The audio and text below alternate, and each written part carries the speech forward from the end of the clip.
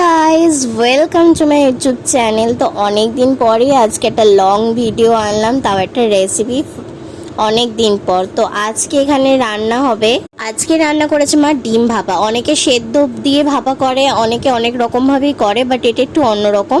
তো চলো দেখে নেওয়া যায়। মা এখানে বাটি বাটি করে এখানে ডিম ভাগ করে নিচ্ছে। তো এখানে আমরা টোটাল 6টা ডিম ইউজ করেছিলাম। ওই ডিমগুলোকে এখন সাজিয়ে নেওয়ার পরে এখন চলো আমরা কি করি সেটা দেখো। তো এখন এইগুলো এখন জলের মধ্যে আস্তে আস্তে ছেড়ে দেওয়া হলো। এগুলো এখন হচ্ছে সেদ্ধ মানে ভাপা টাইপের একটা করা হবে। তো এই 3টে বাটি ফার্স্টে দিয়ে আগে ভালো করে আঁচের মধ্যে লো ফ্লেমেই এটাকে সেদ্ধ করে নেওয়া হয়েছে। আর হ্যাঁ, এই ডিমের মধ্যে দেওয়া হয়েছে পেঁয়াজ, লঙ্কা, নুন। তো চলো তারপর কি করি দেখতে থাকো। তো আমরা এখানে গ্যাসটাকে লো ফ্লেমে দিয়ে আমরা এখানে ঢাকা দিয়ে দিয়েছি। তো এখন এটা হোক, তো ততক্ষণ ওয়েট করার সাথে থাকো। আর এই রেসিপিটা তৈরি করতে কি কি লাগছে, পেঁয়াজ, কাঁচা লঙ্কা আর সেদ্ধ আলু। তোমরা আলু দিতেও পারো, নাও দিতে পারো, সেটা তোমাদের ব্যাপার। তো দেখো এগুলো আমাদের সেদ্ধ হয়ে গেছে, মা নামিয়ে নিয়েছে। এটাকে দেখো কত সুন্দরভাবে হয়েছে আর কত সুন্দরভাবে সেদ্ধ হয়েছে। তো এখন এগুলো বাটি থেকে তুলে নেওয়া হবে। আর হ্যাঁ, সব থেকে ভালো কথা, যখন ডিমের যে ইয়েটা বাটির মধ্যে ভালো করে তেল মাখিয়ে নেবে, তাহলে এটা ইজিভাবেই উঠে আসবে।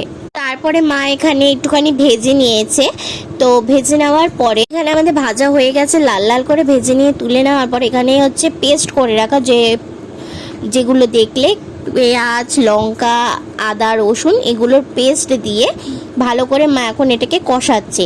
কষানোর পরে মা এখানে সামান্য পরিমাণে একটু দই দিয়ে দিয়েছে। দই দিয়ে ভালো করে নাড়াচাড়া করে তার মধ্যে দিয়ে দিয়েছে আর সেদ্ধ করা আলুগুলো।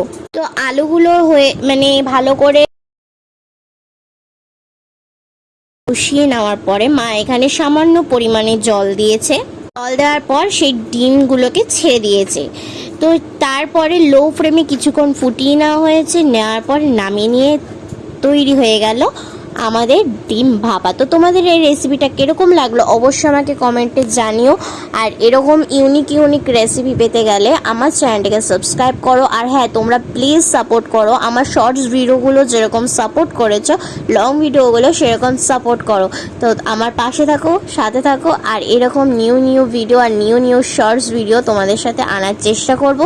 তো চলো আজকের জন্য এইটুকুনি।